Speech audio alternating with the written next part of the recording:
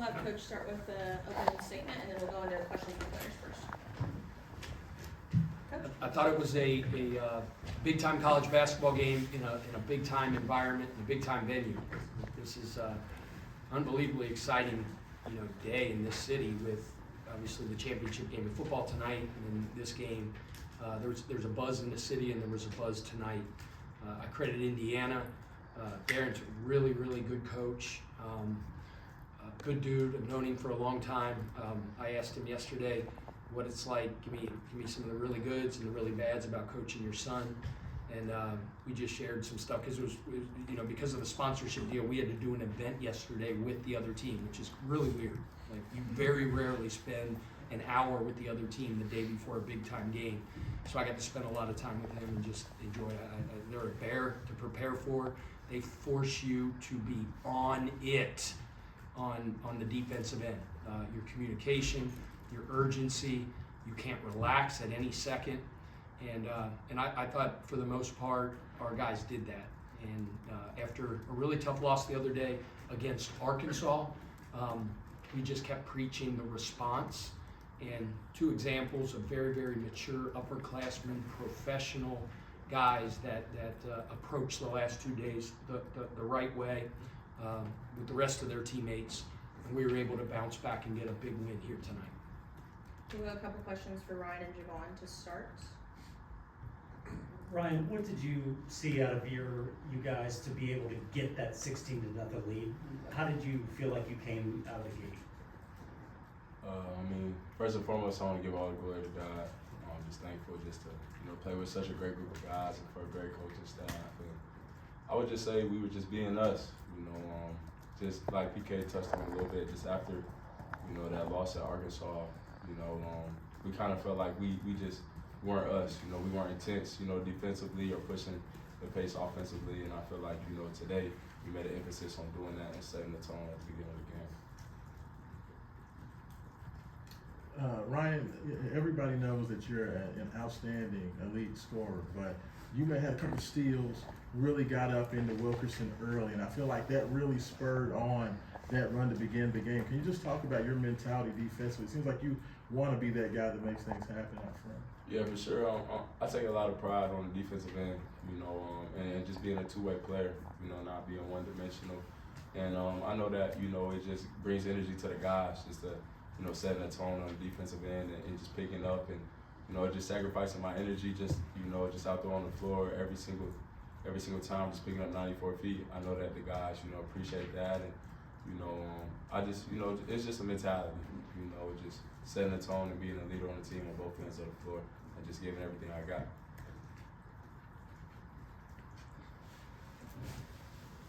Javon, can you kind of take us through what you dealt with that concussion, and do you feel like this was your best game? You look like Javon Handley out here. Yeah, just like Ryan said, I want to also give all the glory to God. Wouldn't be able to play the game that we love, with the same this group and this great coaching staff. Just with the concussion, it's a difficult thing to deal with, and it's a serious thing.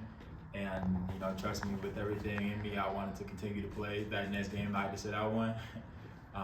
Trust me, I wanted to play that game, but our elite staff, Katie great. She just said I had to stay out, and that's what it was. I can't fight that too much. She's the big dog besides Coach Kelsey right here. So I had to listen to her, and it's a tough thing. It's a lingering thing that just kind of you have to deal with eventually, but obviously it's a serious thing. So just continuing to stay the course and just go out there and just try to be myself to the best of my abilities. Ryan, to come home, have this type of game in this arena in front of your hometown crowd, what was that like for you? It's just a blessing, just to be able to play just in my hometown, just. Gamebridge is, a building I've came to a lot just to see a lot of different games and, just having the opportunity to play, just on this level, during this time, it's just all a blessing. I was just thankful just to, be here and just feel the love from my family and, ultimately I'm just thankful we got the win.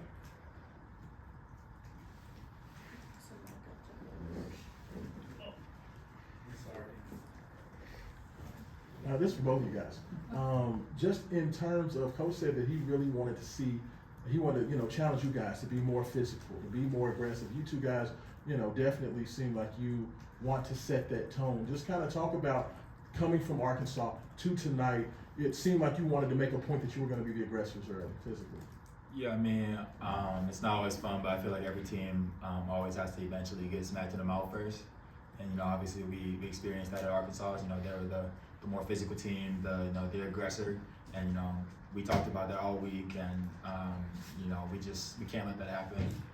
It sets the tone for the game, and I think we did a really good job as a team. Our deep team today. Everybody, I don't know how many guys that we played today, but everybody that came in made an impact.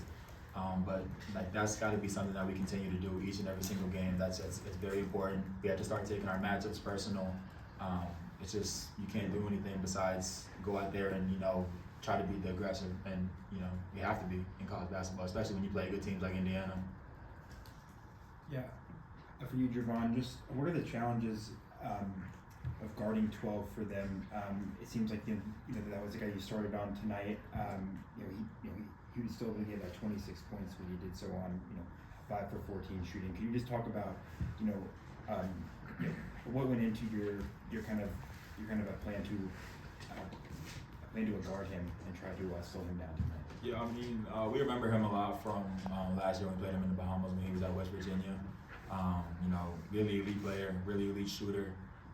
Give him a lot of credit for what he continues to do on the offensive end every single game, and he's a really good offensive player. But just kind of like I touched on a little bit ago, just being physical, being the aggressor.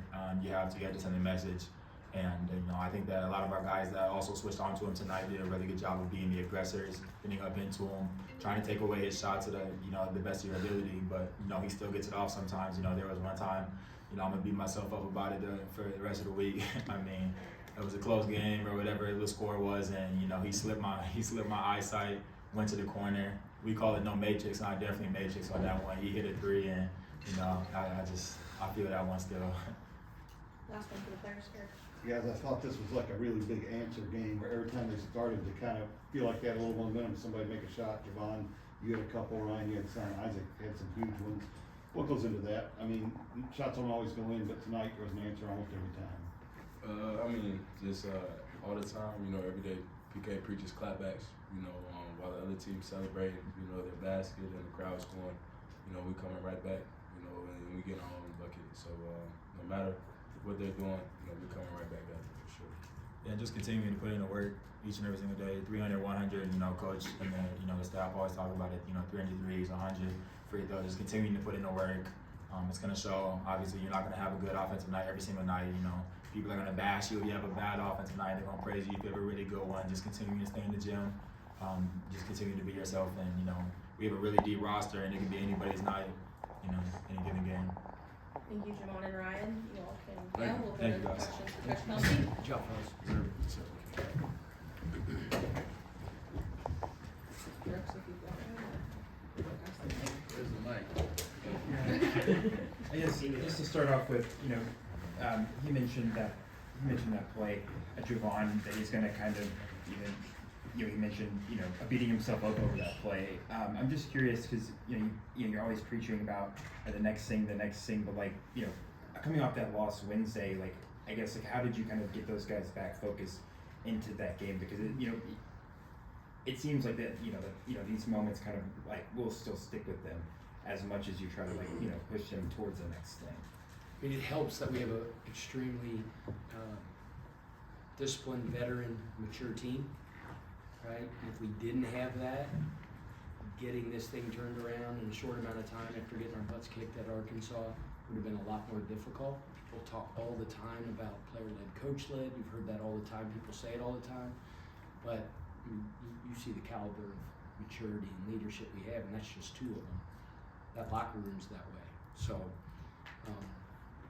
as a coach, Kenny Rogers, the old Kenny Rogers song used to say, Coach, you got to know when to hold them and when to fold them. There's times you gotta ramp it up a little bit. And coming out of that deal the other night, politically correct ways, we had to have some aggressive counseling. You know what I mean? I've said that before, but The guys responded. From moment one, I thought Ryan really set the tone. You talk about his 21 points and all that stuff. Like at the point of attack early in the game, his bite on the ball set the tone. I mean, guys off the bench. I mean, Kobe in 12 minutes was extremely efficient. I was disappointed in him the other day. I was disappointed in everybody, including myself.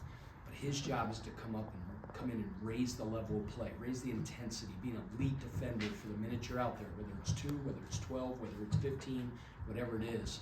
And he took that personal, and I thought he gave us a big boost. Adrian Woolley, 3 big offensive rebounds off the bench that I think, it just sent a message of grit and tenacity of going and biting the ball. Javon was extremely efficient. I mean, heck, everybody's going to talk about, or not everybody, but like, hey, Kel only had 9 points. That sucker guarded. He guarded today. And, he ran the team like a big-time point guard is supposed to run the team. Like, some days it's his day to put the ball in the basket and score at a really high level, but, he was really, really good on the defensive end. And I thought his floor game was really good as well. Pat, what did you see out of your team from the opening tip to get out to that? You could just see it. You could feel it. I don't know if you guys saw it. I saw it. It was just, there's a bounce in their step, man. They mentioned it. Be the aggressors. Now, I'm not saying anything disparaging about Indiana, like they played soft, but I'm telling you, you could feel it that we were leaning forward on the defensive end. Coming out of the Arkansas game, we fouled way too much, and they got way too many offensive rebounds.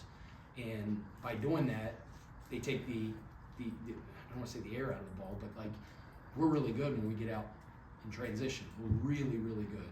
But if you're standing at the free throw line all the time, it slows the momentum and the pace of the game. If they're getting offensive rebounds, that's the best transition defense you can have.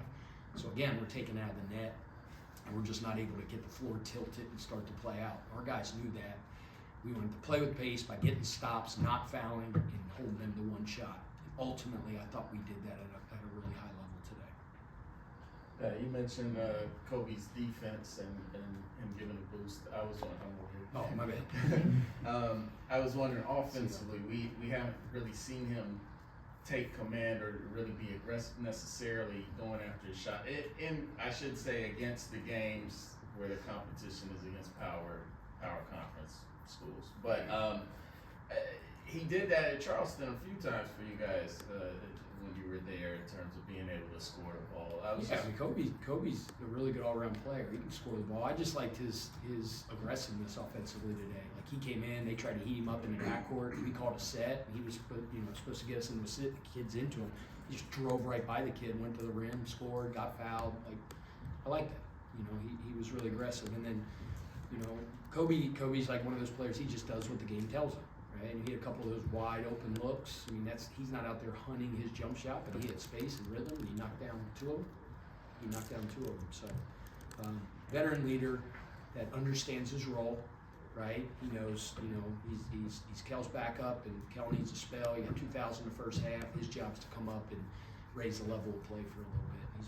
He's been good for us. Coach, you had a bit of a quick conversation with Casey before he went in the first time. I saw you kind of walk over to him and say something to him before he got out on the court today. He seems like he's getting back his timing, and he's starting to kind of ramp up and do some of the disruptive things defensively. What'd you say to him? Yeah, in his limited minutes, I thought he went in and disrupted defensively. That's what he does. I mean, he had 2 or 3 deflections, had a block or 2 at the rim, played really, really hard. Look, that role's not easy right now, and I understand that. I just grabbed him by the head and I headbutted him. I'm a big headbutt guy. I said, I love you. Go play hard. And I told him before the game, I can't promise you what your minutes are going to be today, but just, and he's dealing with it in a really good way. As we all know, coming off the injury, then he had the concussions and stuff like that. I just tell him and anybody, whether it's Zoo, who's not getting many minutes right now at all, it's just process. Every dog's going to have its day. It all works out at the end. So.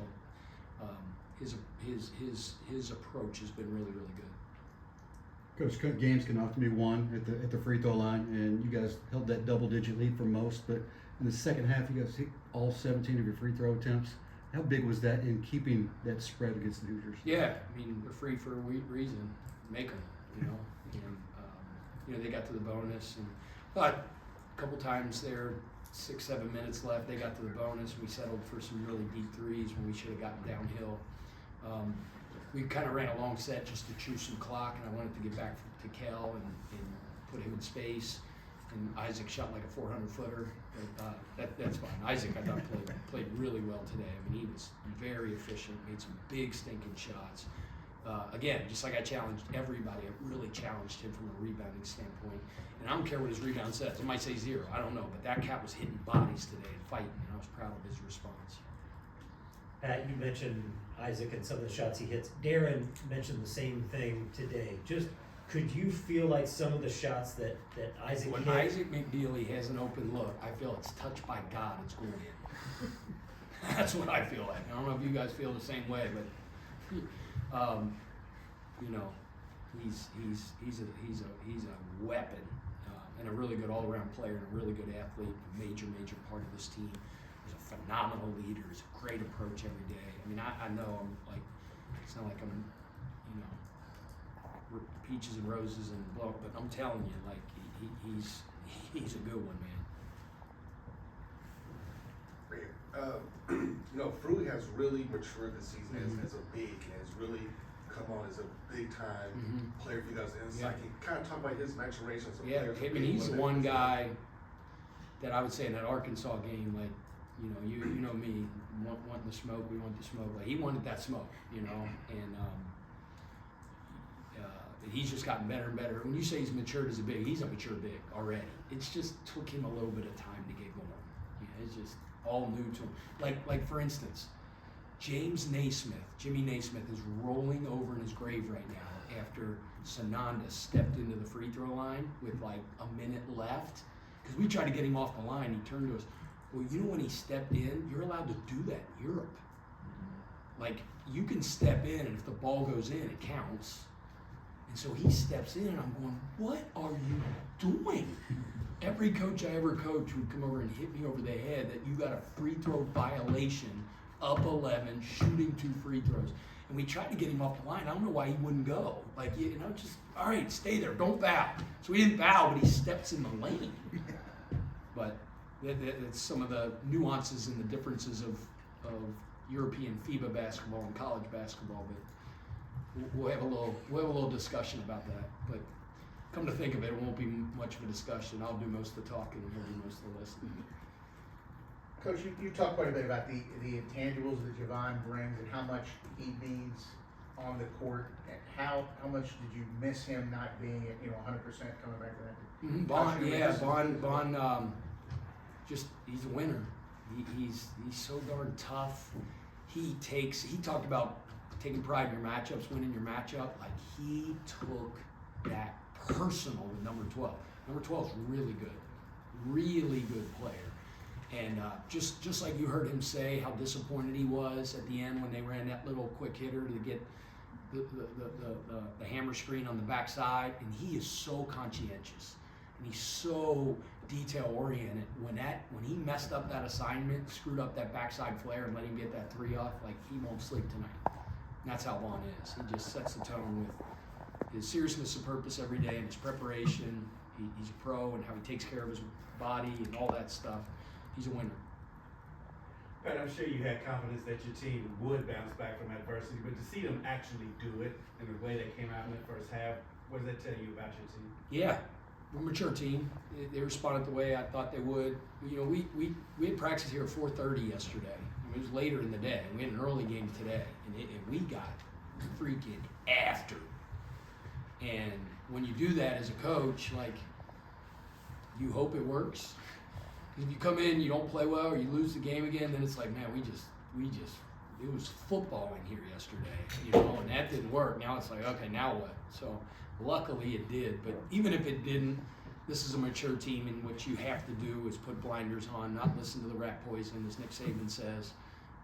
Get back to work, get back to practice. That's the only thing you can do, and our guys did that over the last 2 days, and luckily it worked out for us with a bounce back win. Last one, Eric.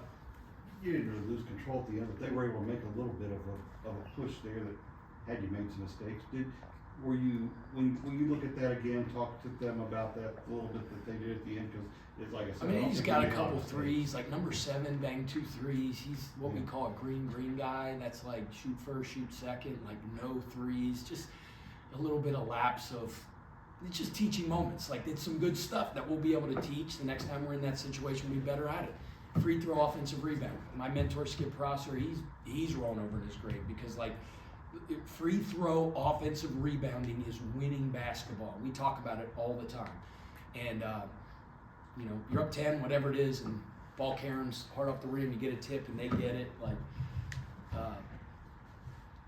yeah. Thanks for reliving that for me. Yeah.